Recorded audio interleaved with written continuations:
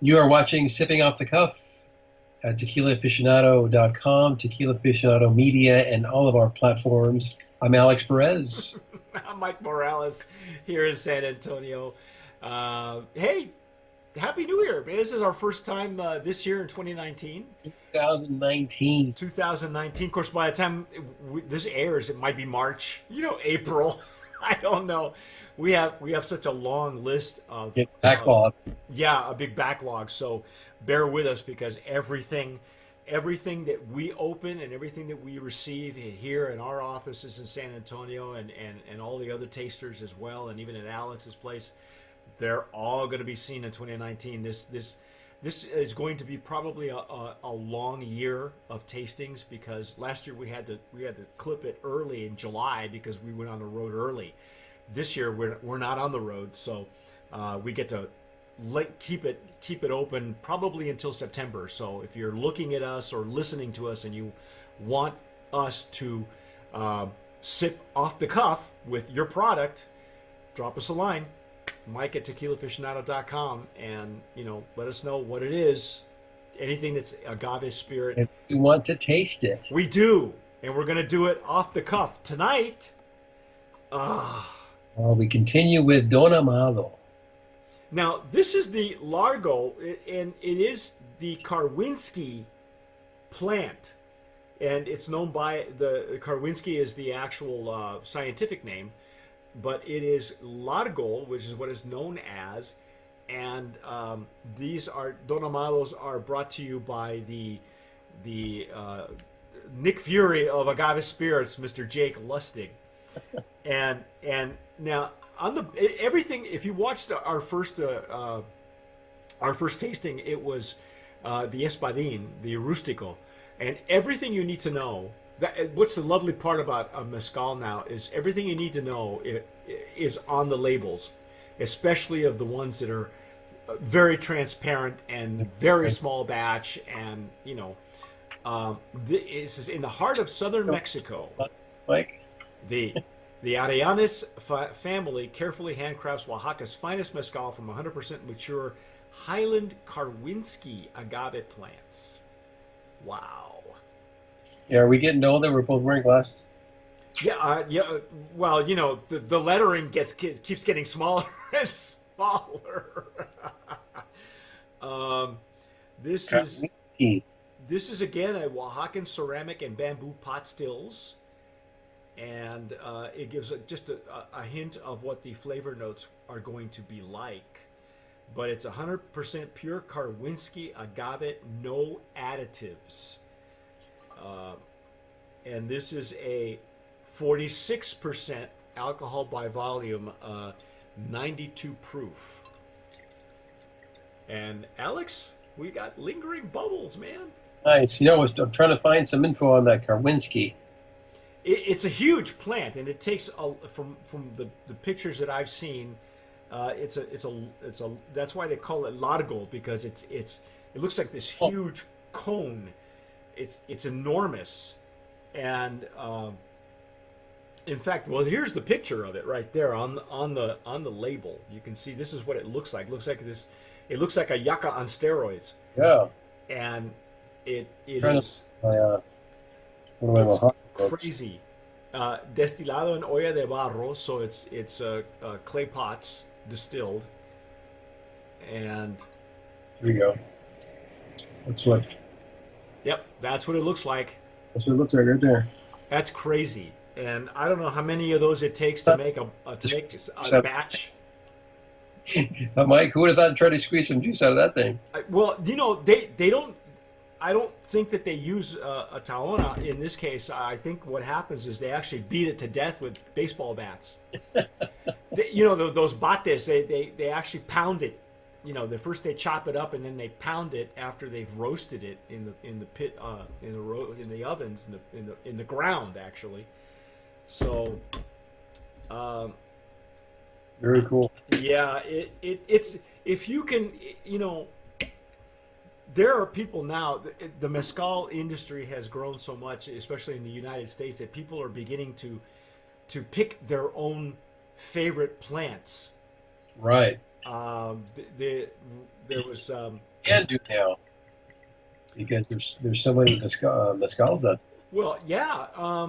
I know that Lisa Peach, she loved the Karwinski. This is her favorite, and for me, it's kind of what they consider Tepestate is one that I really enjoy. But Arroqueño is another one that I have a good time with. Um, but Wow. this Karwinski is Lisa's favorite, so I literally have to hide these from her because she just gets into the and it's interesting because like I said, people are gravitating to. Some people will only drink espadin, because you can go on and on and on, experimenting with espadin just from the hands of the maker and the area you're getting it from, but then you throw in the different plants, and it's like, oh my goodness, it's all wow.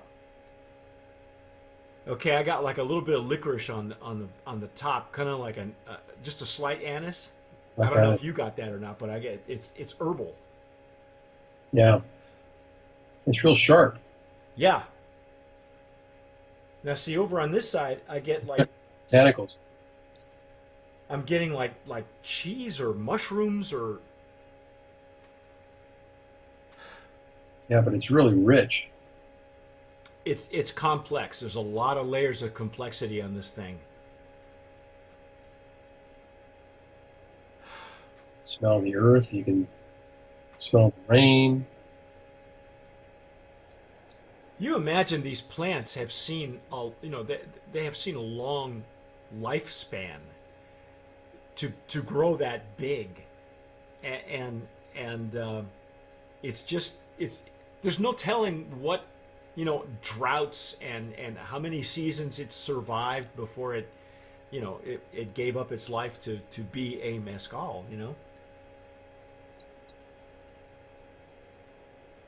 This is really bright though. Alex, it's not the earthiness that we had in the espadin, which was more you could smell the clay pots, the barro. Even though these are also in clay pots, I think the what I'm getting is brighter. Yeah, it is. It is brighter. Wow, I almost got some citrus on that too. I don't. It's not as fruity as the Rustico, No, it's not. and this is 92 proof. So 46. The Rustico was 40, 7. 47, yeah. So it's like within a degree of each other. So they're almost the same. Interesting. I love the attention paid to each varietal, if you will, or each plant. Very good. I'm going for it. Let's dive in. Mm.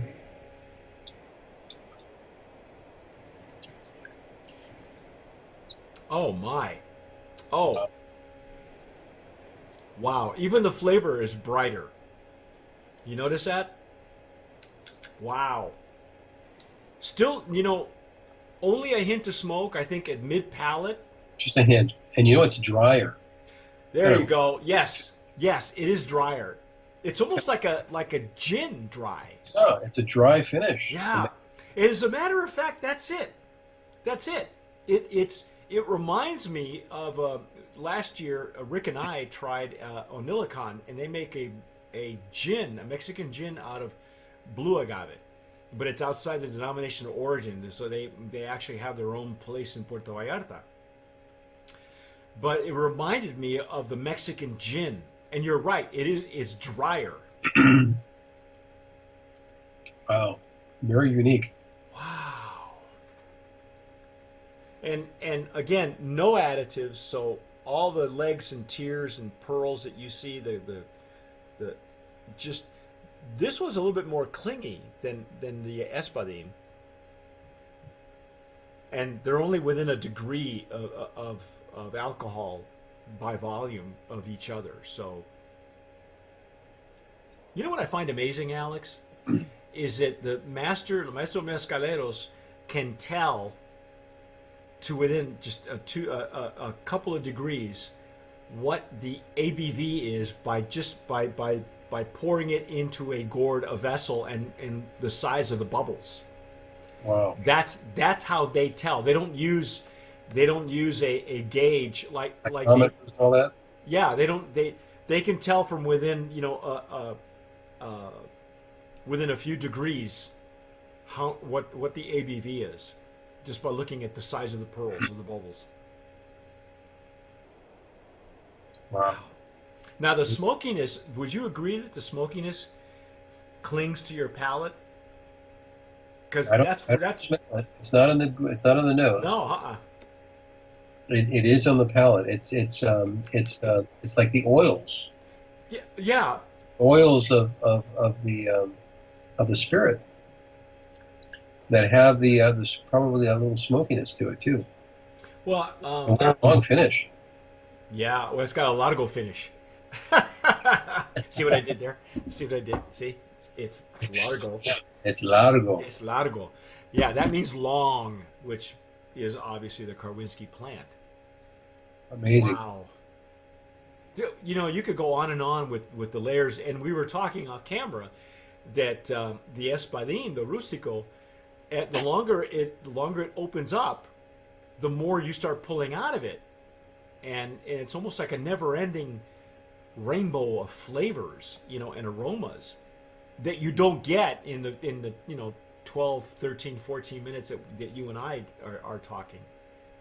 Now this is like I said, it's on the drier side. It reminds me of like I'm drinking some type of a martini.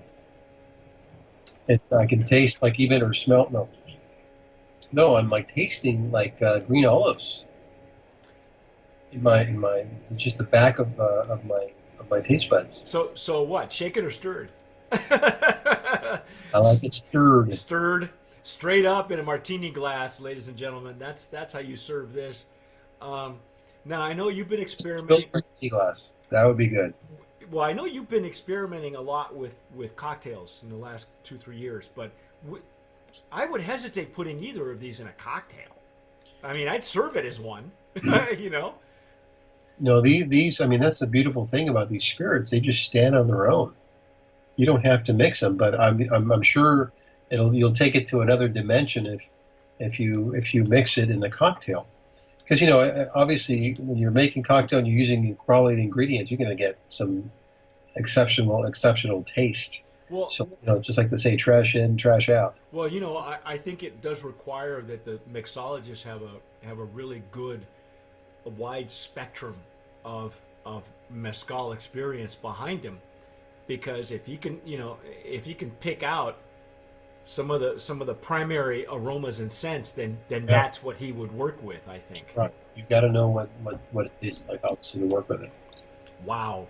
Hey, well, should we go without saying? But is this a Brand of Promise nominee, Alex? This is another brand of promise. And speaking of cocktails, there's been a couple I've been trying with mezcals. You've got the Oaxacan Old Fashioned. I've never had one, but I have heard of it. So yeah, So what are Oaxacan they? Old Fashioned, just another variety of an Old Fashioned. It's usually about an ounce and a half of reposado tequila, and then a half ounce of you could try different mezcals. A pechuga usually is one that works. Really? Yeah, Wow. Okay. yeah. Well, then I can't wait to get to the. Agave To, nectar, some bitters, and you're on your way. no kidding. And there's Yeah. another one that's been pretty famous. It's called La Vida Buena with the Del Maguey. They kind of put that out. Oh, that's right. But that's made with the blue agave vita, right? Right. Yeah. So that one, I've tried it with just a mezcal like this, and it is awesome No because kidding. you're using a vermouth, you're using Carpano vermouth, a red vermouth, Aperol, orange bitters, and I've actually tried it with some other stuff too, just to change it up. And it's a beautiful. You can make some beautiful stuff with mezcal, No. and it would be great to try with that. Wow. Wow. Well, Awesome. then yeah, you're gonna have a great time with these, because these are just You know, again, I personally I would hesitate to put them in a cocktail, but if you're like Alex and you're adventurous and you want to try something different, then naturally give it a shot. It's not like it's not like you need a whole lot to make a statement, you know, Right. because these Right. mezcals are so well done. Oh yeah. But what would Yeah. you charge for a drink like that, man? Because you If that's know, a $15 drink. yeah, Yeah. because these bottles aren't cheap either. You know, yeah. I don't know what I don't know what the price point is on these, but they can't be very. You know, they can't be. Oh yeah. They must be kind of pricey and worth every penny, literally. I mean, you can go on and on and on, and you know, it doesn't take a whole lot to start pulling stuff out. I mean, we don't when you talk about mezcals that are made like this, you're just not you don't need the Obama pour, although that does help. But you know, congratulations again to Yeah. Nick Fury, to And the promise. Brand of Promise, uh, A lot of, Don Amado. Um, oh no, for the Karwinski. yes, that is the Karwinski Largo. But stick with us because in a few minutes we are going to try the next one. But you know, we'll let Alex take us home. Hey, where are they? What states are they in? You know? Probably California, but not. You know, it's not the states so much as the it probably the cities because there's not a whole lot of this stuff to go around. You know, it's not a mass-produced item, so you only have so many bottles of one varietal or another. So I'd imagine that Jake Lustig, who's the importer, has them probably, you know, in one or two places in California, probably New York. You'll have to do some drilling down. I'm not exactly sure where, and I don't have any idea of the price point. I don't even know if Old Town Liquors has them. He usually carries everything, but who knows? You know, I don't know. Let's look them up. On Old Town Liquor. Let's see if he's got it. And he may not have all the varietals either. He may have like one or two. He might have Rustico and the Pechuga. I don't know. Wow, he does, and it's pretty steep. All How right, steep is it? the Largo is 98.89. Is that, Ah, well, that's what we say because we haven't bought any agave spirits in a long time. that's $100 bottle of tequila or mezcal. I'm sorry, but you And know what? It's it's this, it's still worth every penny. this is a premium spirit. Yes. You know, I would pay for that. Oh, of course. I wouldn't think twice. You know what the problem is usually, Mike, is people don't know what it tastes like. That's why you got to go to tastings. Well, And you see, wow, I love this stuff, or you go to a bar and it has it. That's why bartenders are so important to these brands. You know, you taste it for a few dollars, and like, wow, I like that stuff. I'm going to go buy it. well, the other thing too Yeah. is now there's more and more locations that that are not your run of the mill bar and restaurant. Right. Because there was a while there where if you had a restaurant and you put and tequila bar, you know, all of a sudden you brought in hordes of other people, and that just meant that you sold, you know, all the usual suspects. But there are certain places now that have made a name for themselves, Oh, whether yeah. in Chicago or New York or, you know, in L.A. I can think of one Las Perlas in right in downtown. On He, 60, yeah. yeah, he just carries nothing but this kind of stuff. So chances are, if you're anywhere in Southern California or if you're visiting LA, go to Las Perlas. It's right in downtown, and ask for some Don Amado and try it, and then see if you don't shell out $100 without even thinking about it Oh, yeah. because it's that good. This It will be really your is amazing. perfect stash. Yeah, it's good. Anyway, that's our take on Don Amado Largo. Like I say, stick with us. Thanks for watching. Yes. Let us know what you think, and let us know if you've had the old bottle with the old graphics on it. Yeah. No, put up some pictures of that so we can see it. Sure. If you're a Yeah. bottle collector like us, you probably have it in your library. Who knows? Tag us, and we'll repost it because I've never seen that bottle, the one you showed earlier in Yeah. the previous tasting. But hey, either way, sign up, subscribe wherever you're listening or watching, because we could be on Anchor FM, you could be on wherever you download your podcasts, you can hear us as well. Um, but like the boss says, Thanks for watching, and as always, sip wisely.